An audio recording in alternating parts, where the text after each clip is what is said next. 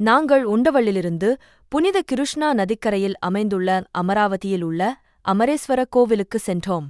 இந்தியாவில் கோவில்கள் புனிதமான இடங்களாகக் கருதப்படுகின்றன.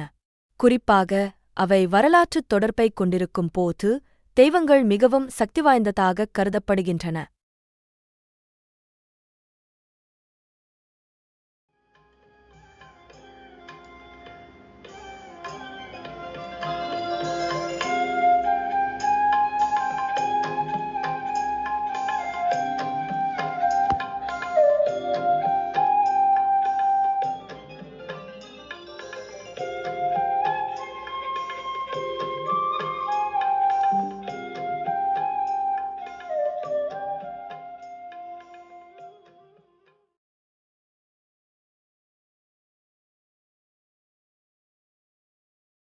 நாம் புனித ஸ்தலங்களுக்குச் செல்லும்போது நம் மனம் அமைதியாக இருப்பதை நாம் அனுபவித்திருக்கலாம்.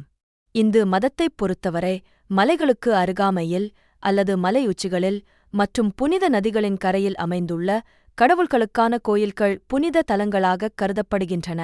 அதே பாரம்பரியத்தில் அமைந்துள்ள கோவில் அமராவதியில் உள்ள அமரேஸ்வர கோவில். புனித கிருஷ்ணா நதிக்கரையில் இக்கோவில் அமைந்துள்ளது. இந்த கோவிலின் தனிச்சிறப்பு என்னவென்றால் இது இந்து மற்றும் பாத்தம் ஆகிய இரண்டாலும் ஆசீர்வதிக்கப்பட்டுள்ளது.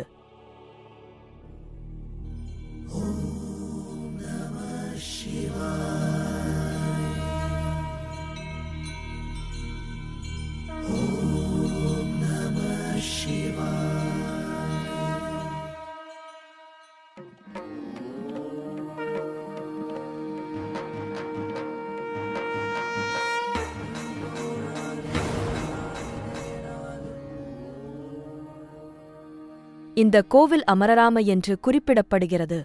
இந்த ஆலயம் ஆந்திர பிரதேசத்தின் 5 பஞ்சராமங்களில் ஒன்றாகும். பஞ்சராம க்ஷேத்திரங்கள் என்றால் என்ன?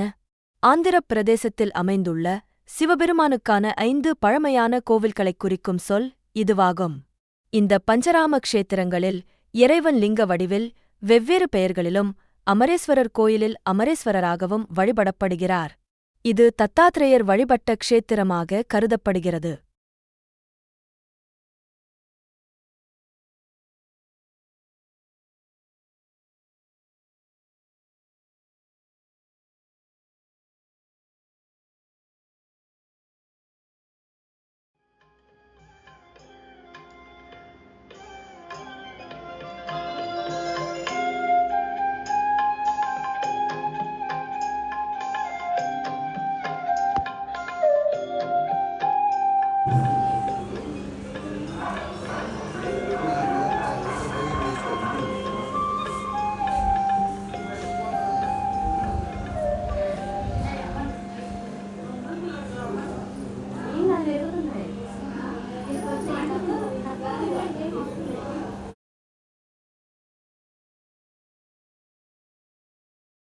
இந்த கோவிலை சுற்றி பல புராண கதைகள் உள்ளன.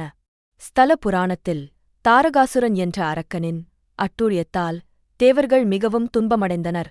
எனவே தேவர்கள் சிவபெருமானை நோக்கி பிரார்த்தனை செய்தனர். தேவர்களின் பிரார்த்தனையுடன் சிவபெருமான் தனது இளைய மகனான சுப்பிரமணியரை அரக்கனை அழிக்க அனுப்பினார். சுப்பிரமணியர் அரக்கனை எதிர்த்துப் போரிட்டபோது தாரகாசுரன் தொண்டையில் இருந்த லிங்கம் உடைந்து 5 வெவ்வேறு இடங்களில் விழுந்தது. 5இல் பெரியது அமராவதியில் விழுந்தது. பிறகு இந்த இடம் அமரேஸ்வர கோயிலாக மாறியது. இந்த இடங்கள் பின்னர் பஞ்சராம க்ஷேத்திரங்களாக மாறியது.